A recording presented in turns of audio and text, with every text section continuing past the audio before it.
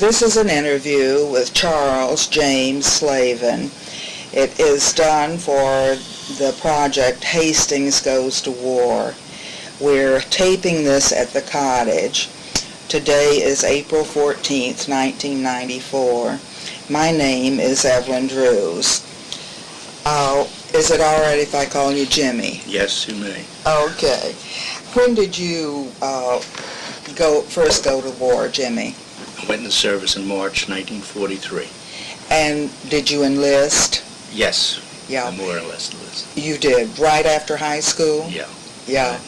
And where did you go when where did they send you when you first enlisted? Went to Fort Dix, New Jersey. Mm-hmm. And you spent some time there? Yes. And a few weeks, and then went to Camp Gordon, Georgia. Mm-hmm. And from there to California. And were you sent overseas from California? Yes. Okay. Where did you go when you were sent overseas? We went to England. We went from California to New England, and then we went to England. Mm-hmm. What did you do in the Army? What was your training? We were engineers. With the engineers? Combat engineers. Yeah. So what sort of work did that mean that you were doing? We would do maintenance of some roads and putting air fields, fences up and everything else, and whatever, and bridges. Mostly bridges. Yeah. Where in England were you, Jimmy? In Sherborne, Dorset. And that's near? Well, near Yeovil, close. It's not far from London. Mm-hmm. It's the town of Sir Walter Raleigh. Oh, that's where right. His castle's still there. We slept in his castle. Were there any other fellows from Hastings in your outfit? Yes. Yeah. Who was in your outfit from Hastings? Well, Roland Gingras, and he's deceased now. Andy Miller, who's deceased also. I met him in England. We didn't know each other at all. But did they all enlist? Yes. Yeah. Well, he was drafted. Yeah. I went ahead of my time. Where was the draft board at that time? Was there a draft board in Hastings? Yeah, it was. I think we had to go to Dobbs Ferry and Ardsley. That's where it was. Were any of the men or any of the people from Hastings on the draft board? No, just Dr. Mink. He was Dr. Mink was on the draft board. He was a physician, he was a doctor in charge. I don't remember too many people in the draft board. You weren't looking for a deferment? No. We wanted to go. Yeah. You tell me about your brothers that were in the service. Who went first into the service of the five boys in your family? Right. My brother Bill went first. My brother Edward went first. And where did he go? Do you remember? Well, he went to Fort Dix, and then just tell me where he ended up during the war, though. Well, he ended up in Europe, in France. And who was your next brother? That was Bill. And he was in the Air Force? Air Force. He ended up in Florida. And went where? Well, he went to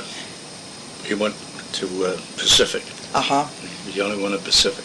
There was two in the Pacific, I think. And he saw service in the islands. And my brother Bob, he was in after that, and he went to Pacific too.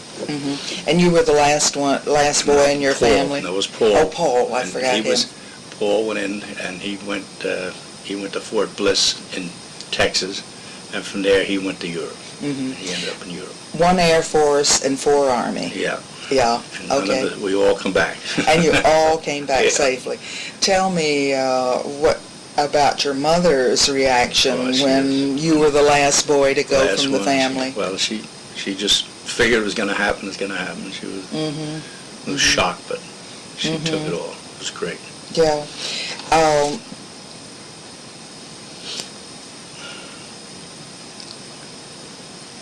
How long were you in the Army, Jimmy? About 3 years. 3 years, 43, and I got 46. And with the engineers? Yeah. Yeah. Do you think you got good training before you were sent overseas? Yes, definitely. Very good training. Yeah. We through all the maneuvers down Tennessee and out in the desert, going through or desert training and whatnot, which we thought we were going to go to Pacific. And the Army just turned around and sent us to Europe. Tell me about what kind of messages you sent home to your family. Well, as far as, A lot of letters? Yes, I always wrote to my mother. Yeah, yeah. I didn't go with my wife then, so... You didn't, No, I didn't. You weren't involved I with didn't know. SEAL then? No, I never. Yeah, never. right. Just took off for the war. You didn't meet any girls overseas that caught your eye? Oh, quite a bit. A lot of beautiful English girls? Yeah. The English girls, they were not, I didn't care too much about them. But, remember, this is going to be published, so you have to be careful. Yeah, well, no, I did have some good friends there. Yeah. I had pictures I was going to show you. Okay. Did you keep a diary or any record of what you did during the war? No, not that.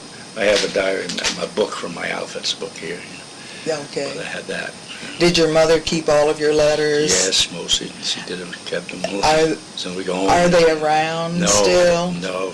Okay. See, when they sold the house and everything. Oh, they got rid of the letters. Yes. My brother Bill ended up in my mother's house. He bought the house off my mother.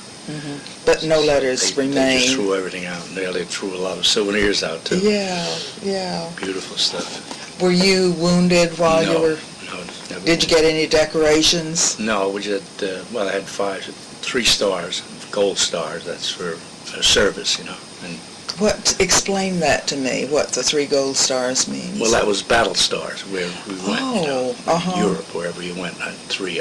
Well, tell me tell me about the 3 stars now. Which? Well, it was in France. And into Germany and stuff like that. That's where they get the stars, battle stars. But the engineers, tell me what your job was. Well, we were supposed to, if we're going like an invasion, we go out and break down the barriers or whatever. But you would go before the army, the regular army came in. That's all they tell you about meeting my brother. Did you have any difficulty? No. You didn't get shot at or anything? No, I never got shot at, and I never shot my rifle. And we were right there. But you had to keep it clean, nevertheless. We always had that clean. Yeah. But never shot. Yeah. Did you have a chance to go on furlough while you were in England? Oh, no. They kept us very close. Only a couple, 2-day pass, 3-day pass. I wanted to go to Ireland, but they would never let me. Ireland was a neutral country, so they wouldn't let anybody go. Do you have relatives in Ireland that you wanted to see? My mother's families. Well, my mother, a slew of us. Yeah, what was your mother's family name? Devaney. It was in the real Irish. Yeah, spell it, D-E-V... D-E-V-A-N-E-Y. Yeah. And you didn't ever get over into Ireland? I put off my furloughs so in case I get a chance to go, and then they cut out the furloughs to Ireland. They can only go to London, something like that, which I didn't want to go. What did you do when you went to London? Were there clubs for you? Clubs and whatever. We went to a town near London, not Yeovil and Southampton. That's where we went. But that's where we were training for the invasion. That's where we kept quiet, pretty quiet, All of your brothers came home safely. Yes, everyone. Were any of your friends killed during the war? One of my best friends, yeah. Who was that, Jimmy? Well, he was from New Jersey, Jersey City. Yeah. You met him during the war? Yeah, he used to go with my sister, or write to my sister all the time. Yeah, you formed pretty close attachments. Yeah, well, he was my best friend. Yeah. He got killed by a shell, hit an apple tree and bounced in his foxhole. Were you near him when this happened? Yes, we were just reading the letters there, Yeah. It was just like that. The Germans were trying to get away, They were hitting us with everything, because they were on a retreat. Yeah, that was in England? No, that was in France. Oh, that was in France. That was the invasion. I'll tell you the story about going. Okay. We left England to go to France for the invasion. We left that. My paper, it says June 5th. I remember it's June 4th. We left England and we went to a town in Wales. And we got on the transport and went on the way in the English Channel. And June 6th was supposed to be D-Day. on the ship they announced the different outfits' names, and my brother's outfit was on the ship, and they announced his number, 359 Infantry, and then they announced my outfit, 294th Engineers. And he heard it, and I heard it. I said, geez, my brother's here. So we couldn't find each other. They went to one of the officers, and they got in touch with the guy from the ship, and he called us out, and we met in midship. And how long since you'd seen your brother? Well, I haven't seen him since he left the States. Yeah. And we spent 2 beautiful days together. We showed pictures and everything else. And then we had tragedy. We didn't go in for D-Day. Our ship hit a mine, you know. And it was the only transport sunk in the invasion of France. What was your ship? Susan B. Anthony. Had to be a woman, right? But anyway, that was the only ship, the only transport sunk in the invasion. That was, believe it or not. Yeah. And were a lot of people lost on no, that? we were all saved. Yeah. He went off one side of the ship, and I went off this side, and he was Tell me picked where up. they, why the ship didn't sink if it was hit. Well, it hit on the stern.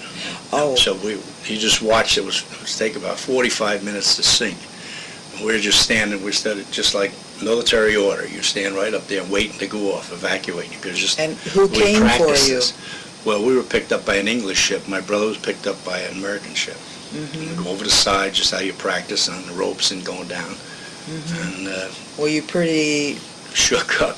Yeah, shaken? my brother went down. He was trying to get binoculars and everything left back, and he ended up with water. He said, "You better get out of here." If you look at the ship, you can't tell it's going down. It just goes down slow. Could you see the We saw where it was being hit? Yeah, we saw where it was hitting the back. It was going down, and we were up in the bow. We just watched slowly. It was sinking, and the captain got off and everything else. Was this a surprise attack or? Oh yeah, no, that was a mine in the water. Oh, The Germans I see. put it in there. See? Yeah, yeah. So we went off, and we didn't go in D-Day. We went the next day, June 7th, the one day after. D+1 they call it. Well, you were lucky it hit Yes. where. Yes. Yeah. Nobody was hit. Yeah. But the sailors were right up there, ready to jump the ship. They wanted to get off, you know. Well, they were cutting the lifeboats off, right? And they were all rusty. Couldn't get them off. The ropes would snap, but the lifeboats wouldn't move. You mean they weren't tested before Never, our soldiers? I don't think they ever thought that would ever happen. You know? And so we would climb down the ropes on the ship. The ships had a tough time, and the water was so rough. Yeah, yeah. So we had to cut off. We had leggings then. We cut off all the leggings and helmets we left, and rifles we left. Everything. We had nothing with us. So everything went down with the ship. Yeah. And we were in D-Day +1 with no helmets and nothing. Tell me again where that was, where the Susan B. Anthony was sunk. Well, in the middle of the channel. Yeah. On June 6th. So your radio man could call for help, or? Well, that's a big transport. There was how many 2,000 troops was on here. So we went in next day. We went into Omaha Beach, and we didn't know. I asked the major, "What do we do? We hit the deck?" He said, "No, you don't have to hit." He said, "The Germans are far in. The Germans are about 15 miles in then, and we come in, and on the beach they gave us equipment, whatever we can get, helmets or whatever. It could have been a dead man's helmet or whatever. And he gave us rifles or whatever he got. Food we were carrying. We were walking up this dirt road. The Germans have already flooded the in area, you know, so we just had the roads there, and then 4 planes come down to strafe us, you know. And we had to jump in the water with the supplies and everything, you know, the food, whatever. Did you lose any men from the strafing? No, they were hit, knocked down by the guys, anti-aircraft on the beach, and they knocked them down. It was a good outfit there. Did you see those planes go down? Yeah, a couple of them took off. They got away, but he hit 2 down. Yeah. And we come in, we saw parachuters, paratroopers that were on the trees and hanging there, you know, like when you saw that movie, D-Day. You know, that's the first time we saw dead bodies, you know. Were they the German paratroopers or our men? Our men. They were hanging off the trees and everywhere else they got hit when they came in an invasion, you know. Yeah. And we saw all gliders on the side. They were knocked down and everything else, you know. Mm-hmm. But they landed with those, you know. Mm-hmm. So we get in, and the first day in there, they gave us pick handles. If we didn't have a rifle, they gave us pick handles. They gave us one blanket for 3 men to sleep that night. You know. What? And I was The pick handles were... That was my weapon. That's all we had. We had no rifle.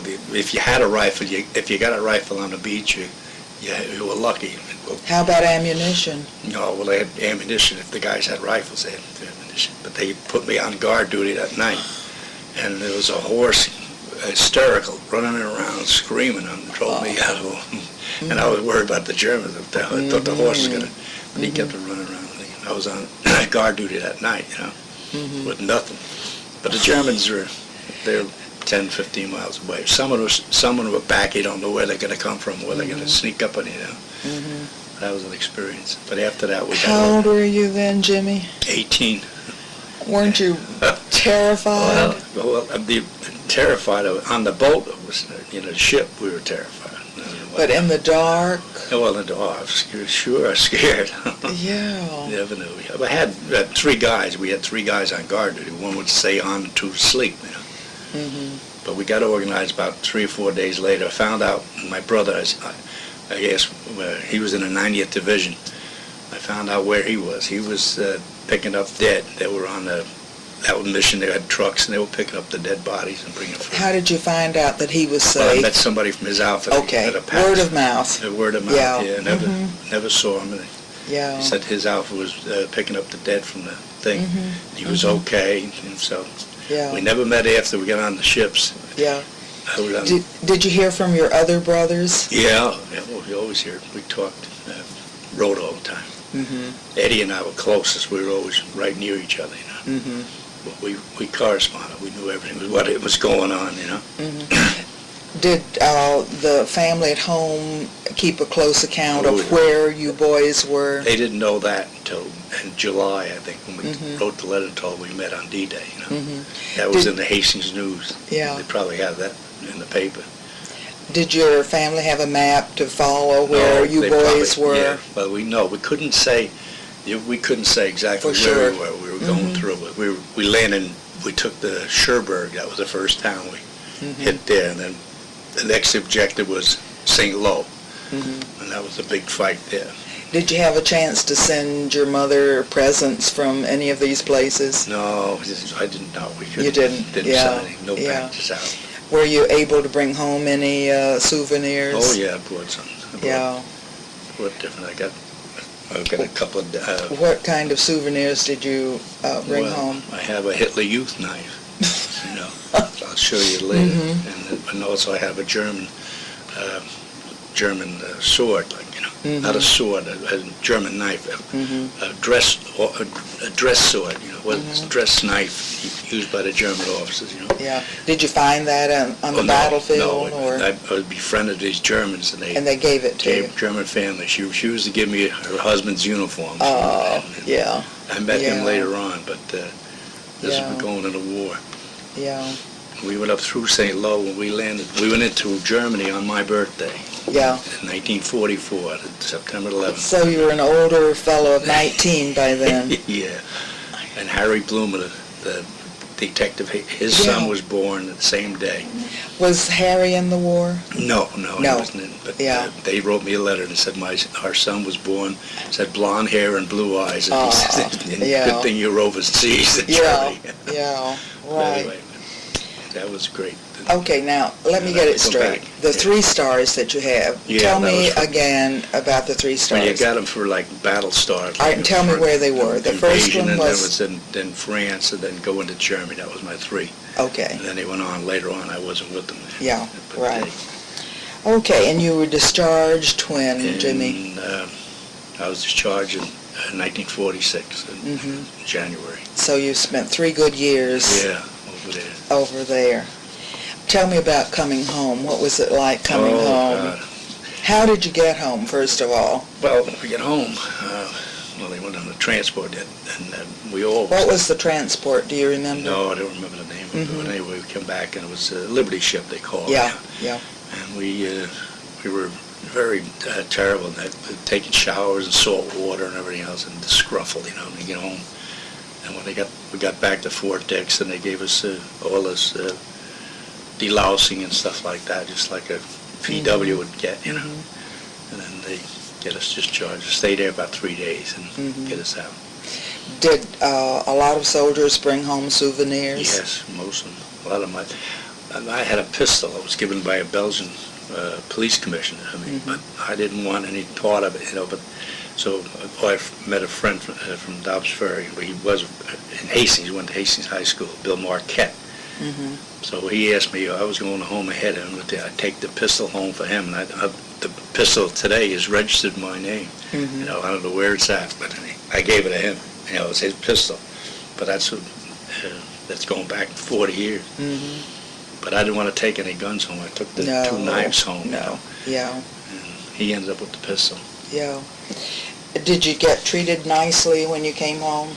Oh, yes. By the village? Yeah. What did the village do to welcome you home? Well, they have different things, celebrations. There's so many men coming over one time, they didn't have, but they welcomed you with open arms. You come in, like going through Uniontown and stuff like that. Yeah. And the village, I'm interested in the fact that your mother was a 5-star. 5-star, yeah. Mother. What sort? Did she have it marked on her house in some way? Yeah, we had the flag out, red, white, and blue flag with 5 stars on it. 5-star mother. Who got the flag for her? Well, they had them around at the time. So whether they sell them or they were given to it, but I think they were given to the people like that. And if a woman lost her son, it would get to be a gold star. What color was if you just went off to war? What color was the star? Red. Red. Yeah. And if they lost a son, it was a gold star? Gold star, yeah. So you knew the people had the thing. I'm a gold star mother. Were a lot Mrs. DeSanto, remember Mrs. DeSanto? Yes. She used to be in charge of the youth center years ago. Yeah, I remember her. Her son Frankie was killed in an invasion. Yeah. She was a gold star mother. How long did she fly that flag? Do you know? Oh, she kept it until the war was over, I guess. Yeah. I don't know. Frankie never come back. He was just missing in action. Yeah. They didn't know what happened to him? Never knew. Yeah. Just I think he was a paratrooper. Shot down. Okay. What was the first thing you did when you came home? Well, I went in my own bed. Sleep in my bed for the first time. Yeah. And your mother's cooking. Right, yeah. Yeah. Did your mother make anything special? Well, she did. We had a good special Sunday dinner all the time. When we first come home, we got the big, my favorite was always roast beef, Yeah. So she had that. Jimmy, you had 4 sisters now. Yes. Yeah, and what did they do while you were away? Well, my older sister May, she worked in the carpet shop, wartime and stuff like that. And Eleanor, she was married. She lived in Yonkers, and Rose was living in Yonkers at the time. She was married. And Dolores was too young. She was in high school at the time. Yeah. She ended up marrying Eddie Murray. Oh yes, I know. Yeah. I know her. Yeah. Okay. Let me see. Did you have a hard time adjusting to civilian life after you'd had, For a while, yes, but I wasn't mentally hurt, bothered or anything. You weren't wounded and you... No. Yeah. I took it pretty good. Yeah. I went to work with the recreation. I was there for 30 years. Was that the first job you had when you came back from the war? Yeah, first job. We were collecting that 5220 club.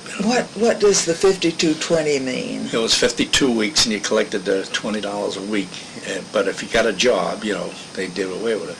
Yeah. So it worked out good. I would work part-time with the village and then the recreation, and I was collecting my checks. Yeah, right. Okay. Did you go to school on the GI Bill or take advantage of any of the... We tried to get it through recreation. They didn't have it at the time. Later on, I think they did.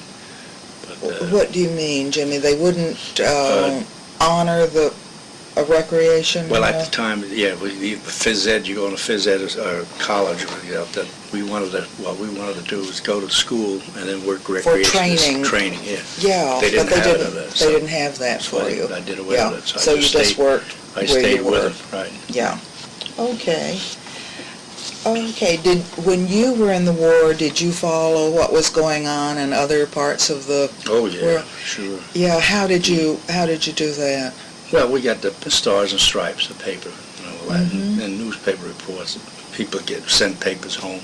The people from home sent papers to us and everything else. Who was your favorite person to read during the? Was there any favorite Stars and Stripes? Yeah, that was the best. Yeah, that was the one. Malden. Well, not Malden. Bill Malden. Yeah, and a cartoon. That was Willie and Cho. Yeah. And the other guy was later on he got killed. Ernie's son. Remember that? Oh, Ernie Pyle. Ernie Pyle, right. And he wrote in the Stars and Stripes, and he kept you right up. But you think the Stars and Stripes really was your favorite? Yes, that was good. Reading about the war. We got the papers 3 or 4 days later from home, Where did you have any radio accounts or no? You didn't hear the radio. No. We did. If you got a break, you went to a movie or something like that. What? Can you remember any movies of that time? Going My Way, Bing Crosby. Oh yes, yeah. Well, we went to different things. I met Dinah Shore. We were in. This is during the war in Malone.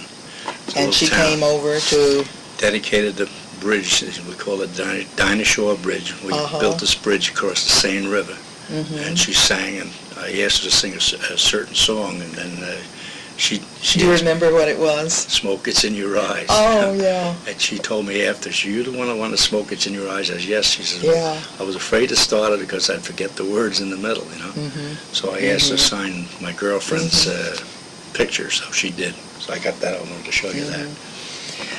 What was your since you were 18 and such a young fella, did you have any real feelings about going off to war? What were your feelings then about? Well, it was something different and new. Didn't know what the heck to expect. Did you? What were your feelings about the Germans or the Japanese or? Well, did you have any? No hate. No, it was just you had to go and meet them. You're going to meet them. You're going to fight them. It was your job. Yeah. There was some. I didn't know anything about the Japanese, but there was a lot of good German people. Belgian people, I loved them. They were the greatest people. Then I met them, good Germans. Like my birthday on September 11th, that was the first troops in Germany, and Hitler was on the radio that day saying that the American troops are 20 miles away, and it said, if you people are going to stay in these people told me this, you stay in your homes, you're going to be bombed just like Americans. And they told us that, And that night, the lieutenant asked me if I could go over and see the people. And I told him it was my birthday, so I went back over there, and they had a party for me. My mother didn't like it when I told her that my best birthday party was at the German house, Well, they didn't have a cake. They had a cherry pie, and they made veal color. They had a farm, and they had plenty of veals, plenty of cows. They prized cows right in the next farm. It was owned by Gestapo. And they told me, they gave me all the details, and I told my lieutenant, and all these cows are prize cows, and they want them killed. The old man would come over and shoot them, and then we'd have meat for the guys, We had plenty of meat, but supplies, but this was something different, having fresh steaks, So we did that. What were your meals like ordinarily in the Army? Pretty good. We had different rations and stuff. Going up through the war, everything slowed down, so you couldn't get the supplies, and you had K rations and stuff like that. What did the K rations consist of? Well, sometimes you get cheese, crackers, and stuff like that. Sometimes you get a good ration. You get pineapples, stuff, and some of the meat. Well, bacon was good. You used to get bacon and was the bacon canned? Canned bacon, yeah. That was in a B rations they used to get. But you didn't get them all the through time. No. Yeah. If you run going through, you always had K rations with you. Spam, we got spam like and stuff like that. But the K rations had spam in them, I heard that there's a revival of popularity of Spam. Did you hear that? Spam is like spiced ham, but it's not bad. Mm-hmm. But a lot of people hate it. I think we get sick. I think the Army was fed so much spam and canned. Spam, and I think the Navy guys were always beans and stuff. They got. We ate good. Yeah. We never had no problem eating. Yeah, they made sure you had plenty of. We were going through France and all. They were all farms, and we had plenty of chickens. We had eggs. We'd get eggs from the farmers or whatever. Then we made our own eggs and stuff like that. If you had time. Sometimes you sit down and get ready to eat, and then they tell us you got to get out. You know, we just dug a foxhole. We get covered up, and then boom, jump on in the trucks and go again. Go, yeah. Well, that was with Germans around the room. We were trying to get up to them. You know. Did you boys think about when you were going to get home how long this was going to take to get this war over? Yeah, we were saying like we'd go to Paris, and we were betting when we get to Paris. And we were saying like we should be in Paris by August '44. So we get there, you know. I lost the bet to a guy, and if I won, he would dig my foxhole all the way to Paris, and I lost, and I had to dig his foxhole every time. My buddy, you know. Yeah. So we had to dig a foxhole every time you first thing you did. First thing you get to a place, you had to dig a foxhole. And how deep were those foxholes? Sometimes you go down 2 or 3 feet. All depends. If you had hedgerows inside, you'd dig it inside the hedgerow and lay there. But otherwise, then next day you're liable to be moving right out.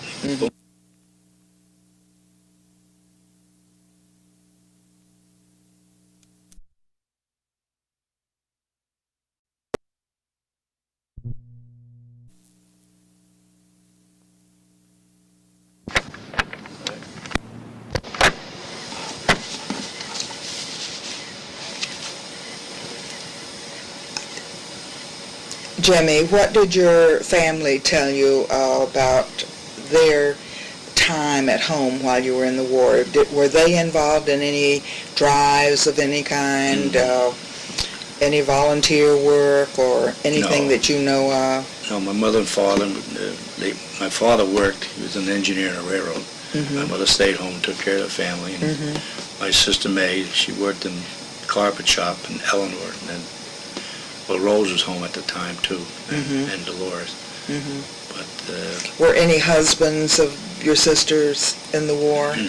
Yes. Steve Holly, that was Rose's husband, he was in the Merchant Marine. And Eleanor's husband, no, he wasn't in the service. But Dolores was too young at the time. Yeah.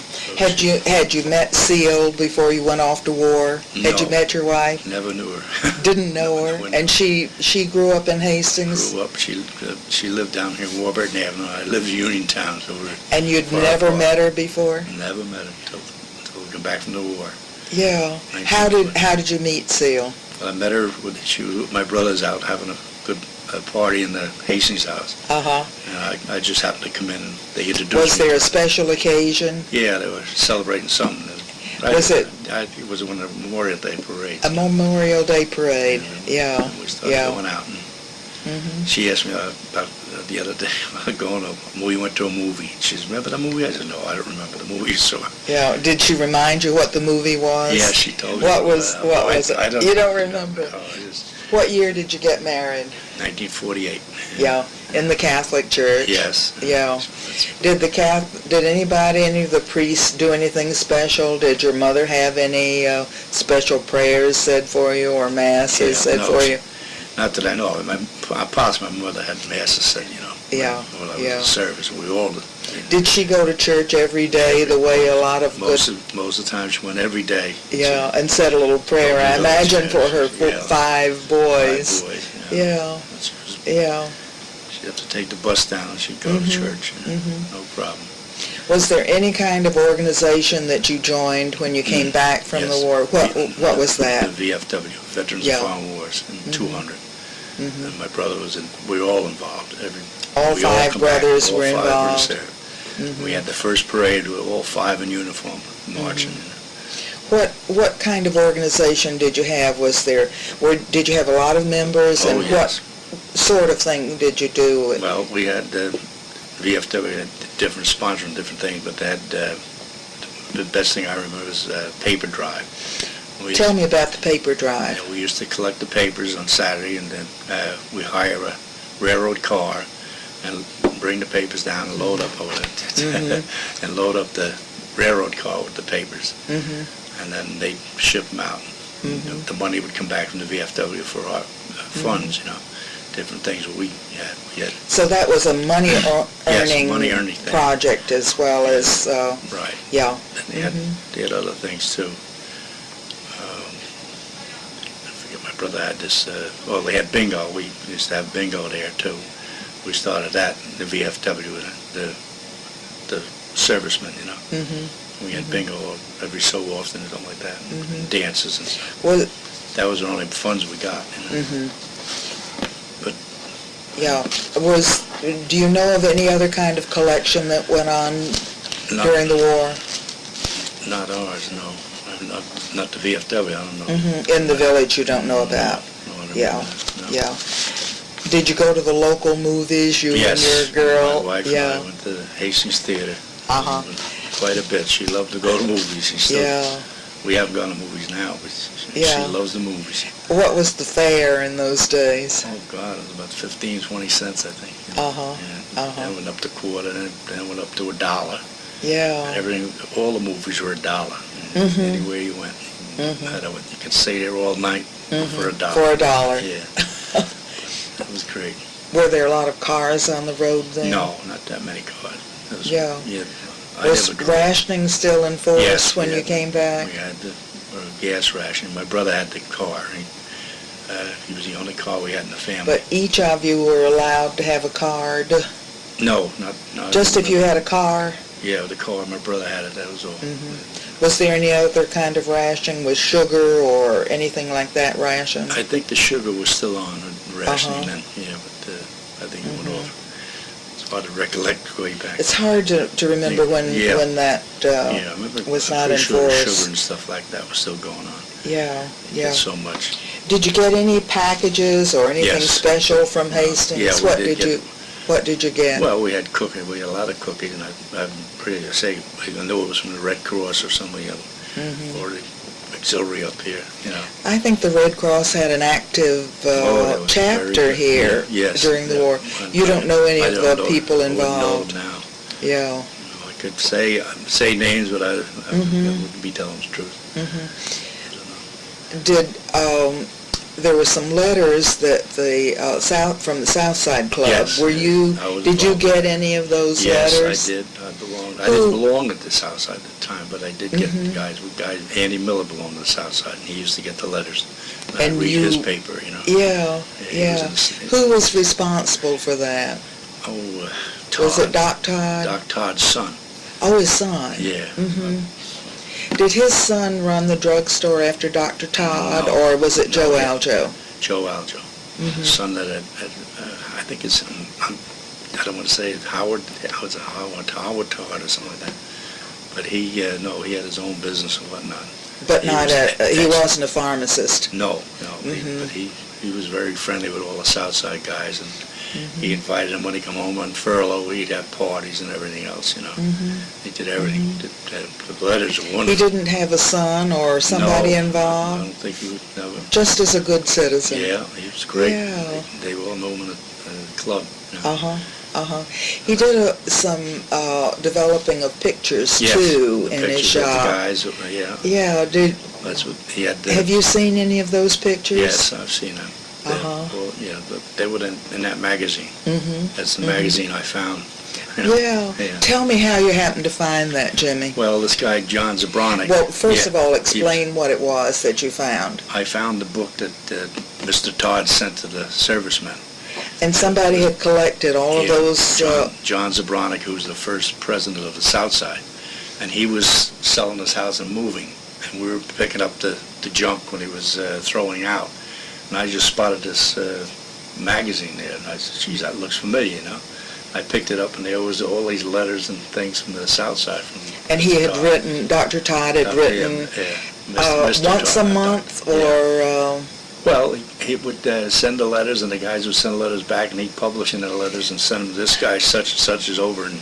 Oh, and let you know where your friends were. People in the service, they knew where they were. I met Julie Wasick, Yeah. He was in England. I met him. Uh-huh.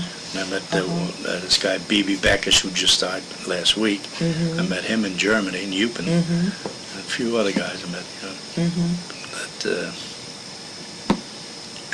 as I say, but those letters were unbelievable. Yeah. And with the pictures of seeing the guys, different where they were at, Yeah. You didn't know about this guy, where he's at. And you'd think I wonder what's inspired. I don't know. He was very, very active with the club, friendly and stuff like that, and he did everything. Did you talk to him much when you came back from the service? No, you didn't know him? I didn't know him at all. Yeah. Never met him. I can't even, I don't think of his first name. I know Julie would know that. But I when Julie was doing a collection of, he was doing the things for the, Historical Society of that newsreel about Hastings and whatnot. And I said, Julie, I have this thing home, my drawer. And I gave it to him. He says, oh, this is great. So that's what they put it in the tape, Fantastic. Yeah, that's great. That's great. Yeah. And then what they did with it was marvelous.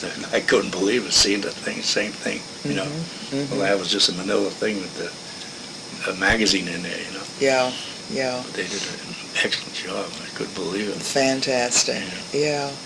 Well, it's certainly fun to see, isn't it? Great to see that. Brought back memories for you. I love to read some of the letters Julie still has now. Yeah. Remember the things, Yeah. Well, let me see.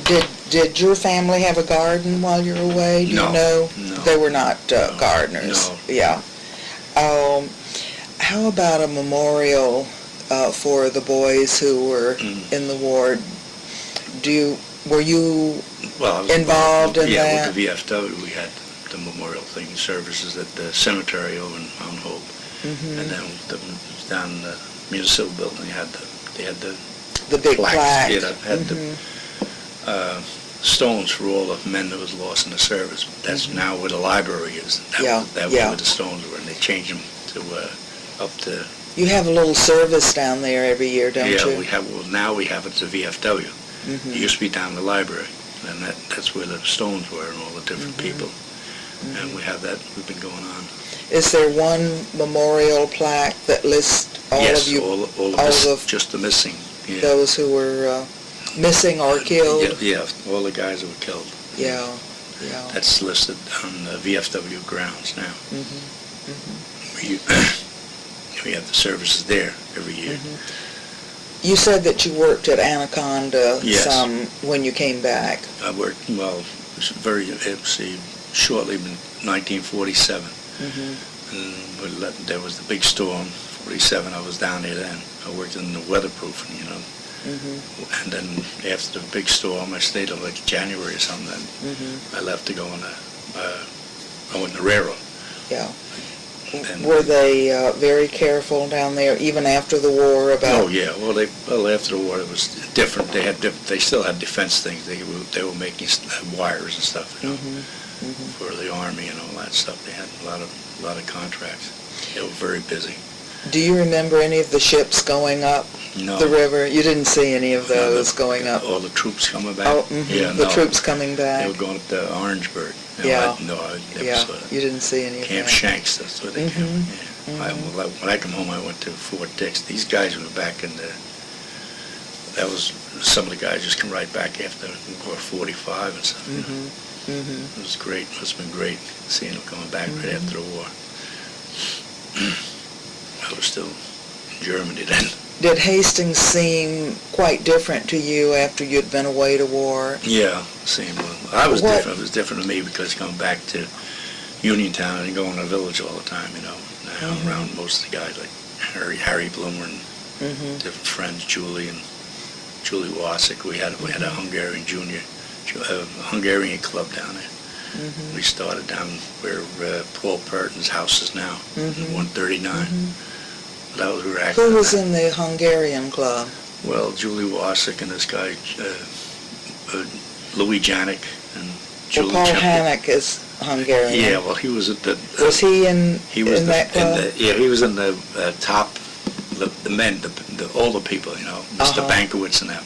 We were like the junior Hungarians, You weren't Hungarian. No, we were all friends with them, but the Julie Wasik. They allowed in a few Irishmen. Irishmen and Polish. We played ball together, so we had teams. Harry Bloomer joined and everything else. Yeah, and they called it the Hungarian Club. Hungarian American Club. Yeah. We were Americans, so we sure. Hungarian American. Yeah. Yeah. Who were the good players?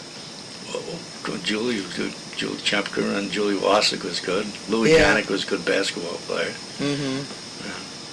Harry Bloom was good baseball. Did you compete with anybody? No, or just there played anybody? local. Just local for fun. Games, Yeah, We had Where did you play at that time? At Reynolds Field. At Reynolds. Mostly games. Yeah. Yeah. Otherwise. Yeah. Well, anything else special that we ought to talk about?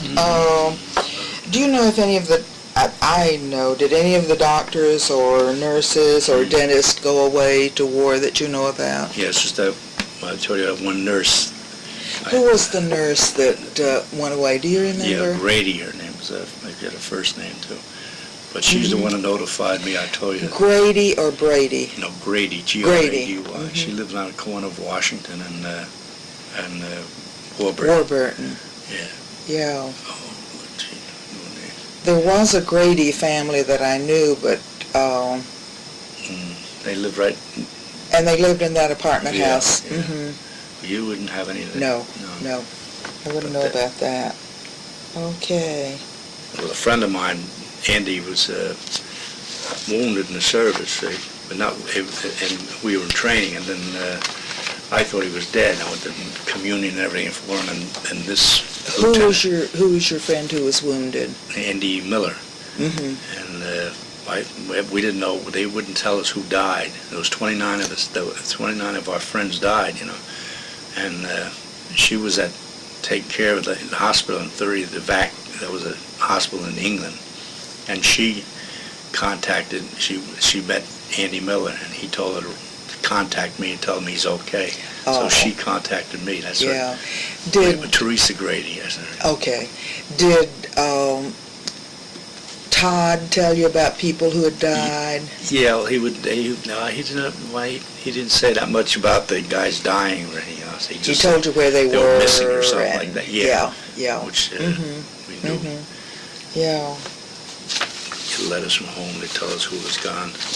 Okay. Well, who was the priest while you were at St. Matthew's while you were away? Father O'Keefe. Oh, yes. And it was I guess I'm saying Father Hines was there too. Yeah. Father Hines married Seal and I. Mm-hmm. Did you have a big church wedding? We had a big church wedding. Ann got married a year before. We went down where Lucian's was down here. Oh, yes. There used to be a Met's a restaurant down there. I remember that. That's where we had a reception there. Yeah. It was a nice reception. Okay. Well, and you've got 2 daughters. 2 daughters, yeah. Mm-hmm. Tell me one is married and has children? She has an 18-year-old daughter. She just graduated. Mm-hmm. She was the one, she was born on, they had her on TV. She was delivered by the doctor on the telephone. And it was a snowstorm. The doctor couldn't get from White Plains Hospital to Harrison, where she lived.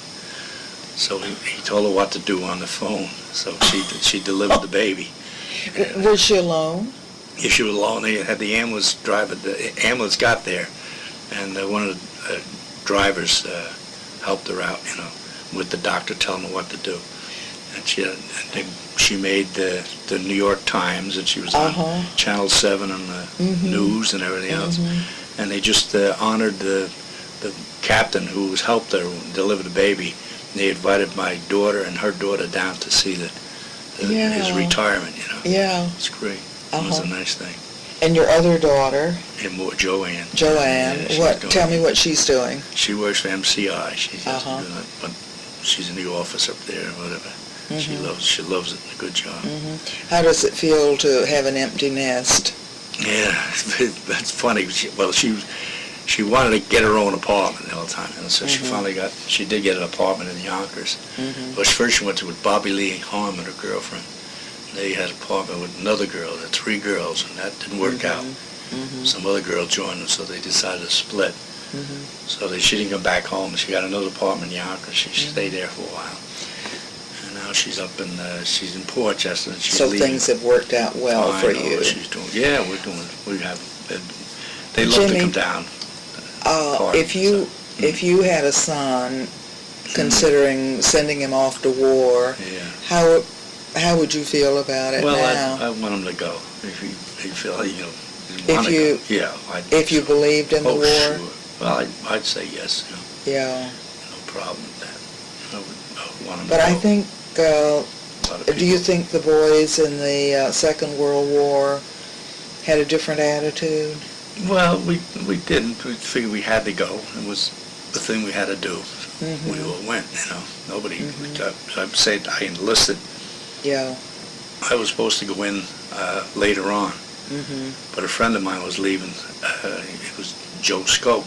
And I said, well, I'd like to go with him. So I went to the draft board and asked him, can I go in with this crew? You know, and they said yes. Yes, with your friends. Yes, so I went with him. We stayed together all through Camp Gordon and stuff. Was there anybody in Hastings that you knew who talked against the war? And No, not that I. No conscientious objectors? Oh, no. That you knew of? I didn't say, not in Hastings, I don't remember them at all. Nobody was really, we never checked them out or anything. They said which was against the war or whatever. They just did their own thing. They were all independent. You know. But most of the guys went. But had to go. But they mostly felt they should go. Oh, yes. Yeah, that was the attitude. Yeah. My brother was going to be discharged. He was in, and they figured, well, he was in the first draft. And they said, well, he was all set to get out, and then the war started in 1941. Did you send home any money to your mother during that time? Yeah, I would send part of my pay all the time. You know. We always sent home. Yeah, that was good. Yeah. She didn't save it, or if she used it, she used it. We didn't care, you know. Yeah. So at the time she needed it. You know. Right, right. My father had a good job. He was all right. Yeah, tell me again what your father was doing. He was an engineer in a railroad, electrical engineer. Yeah. Not electrical engineer, engineer and engine. Right, He right. was in steam engines. He started, and he was working the electric engines I'm talking about. Yeah. And your mother and father brought up nine children. Yeah, as I say. On Rose Street. 5 boys and 4 in girls. Uniontown. In Uniontown. Yeah. My friend told me that Uniontown was one village and the village was another. Right. They were absolutely separate. Did you have that feeling when you were growing up? Oh yeah, we had wars. We actually had wars with the village kids. We call Hastings village of Uniontown was the capital of Hastings. That's what we said. We always had that. And we go down the village, something like that. They'd go after you, you know, different thing. Then we finally had a war. The war ended up with the cops stopping us on Rosedale Avenue by the quarry there. You know the quarry? Yes. Where the teacher in school, what's his name? Kiesler lived. Norman Kiesler. The father had the house there. That's where we had the battle. The battle started down the village, and they worked us back to there. Different things. Who were some of the village kids involved in the war? Well, Mr. Chempka was one of them. Oh, he was a village kid. But he was a buddy of mine later on. Yeah, and you know, a lot of the South Side guys were village kids. They're all my friends now. They're our enemies. Sure. Well, Donald Ramsey was involved. Joe Koslop was Uniontown. All our Uniontown buddies. And the Groats. Groats had about 4 or 5 boys. Yeah. You know. Bill Gross told me that they weren't allowed outside their fence. No, it was a very strict kind of enclosure there with. That's right. His father and mother were very strict. Very strict. Yeah. But yeah, they were very strict. And had a daughter, Mildred, and she was kept real close. And she was not a you could say ugly girl. She was nice, you know. She didn't have. She was just plain. And this magazine came to school one time and picked her out for a makeover. And then, boy, oh boy, they made her over so beautiful. Yeah. She really changed. Right. And the magazine came out. She said, "Oh God, you wouldn't believe it. It's the same girl. Yeah. She's great. Right. She looks good." Right. But Well, that's amazing. these are... We had O'Mara's, Daly's, Billy Oh, Daly. yeah, right? yeah. Billy Daly, he was in the paper last week about Uh-huh. he made the Smithsonian Institute. Absolutely. He was a buddy of Yeah. mine. We used to box together and everything. Warner Cote, I don't know if you ever heard of him. He lived on Rose Street. We all in the Browns. Mr. Brown had a speakeasy on Rose Street, and that's where my father used to go. You know? I think a lot of people went to that speakeasy. Yeah, and, well, Inky's Store was another one. Oh, yeah. My father, Yeah. Dr. Jinks had his bootlegger over there. Right. Yeah. That was another one. Yeah. I didn't know what they were doing. Inquiries go to the store and they all disappeared. You go in the front door and they were gone. You go up there and get something to eat, ice cream or something like that. My mother would say, go up to Inquiries and get your father and tell him to come home, And then Brown's was another place, Yeah. And he used to have, that where Amjo's is. That was used to be a grocery store there. Yeah. It used to be a candy store and a grocery store.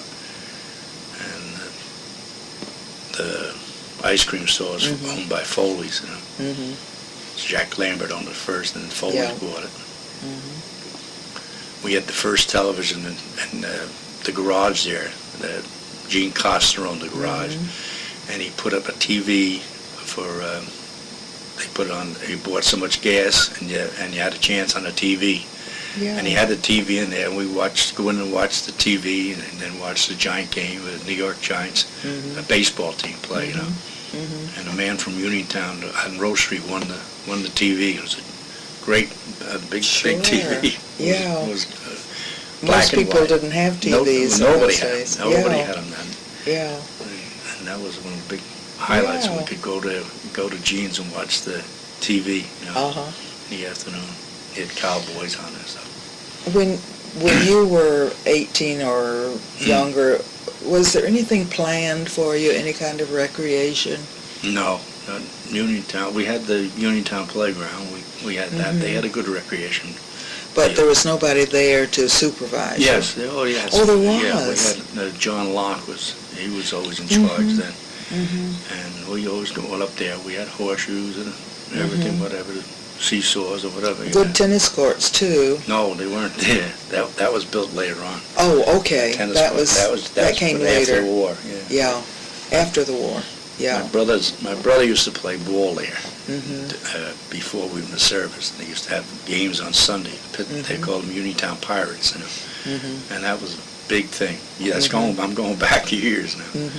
And you get different guys that play, like Davey Cuesta, one of your neighbors. Oh, yes. He was a great catcher. He played up there. Oh, it's a good time. Uniontown was by ourselves. And they had some, I won't say that, but they had feuds and family feuds, like that. And big up there. Otherwise, we're all a good one family. Everybody knows you're from Uniontown. I'm always taken for a Kozlap or a Newell. They say, aren't you a Newell? No, I'm a Slavin. Well, maybe you're Joey Kozlap. Yeah, but I think you had to be Catholic to live in Uniontown, didn't you? No, I didn't. Maybe I don't think so. Not many Protestants. Not many Protestants in Uniontown. Right, no, I think it was a big enclave for... well, like the Newells were Protestant. That's true. They were... Northern Ireland. They were Northern Irish.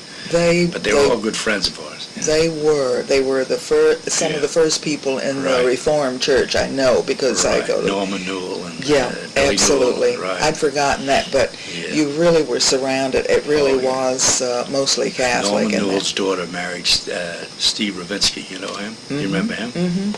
Yeah. He's a good friend of ours. Yeah. We still correspond with him. Well, Hastings is a pretty nice place to live, I think. I would never leave it. Yeah, absolutely. I don't think I'm going to leave it anyway. Yeah. Born here and plan to stay. 69 years here. Yeah. Jimmy, thank you very much. It's been a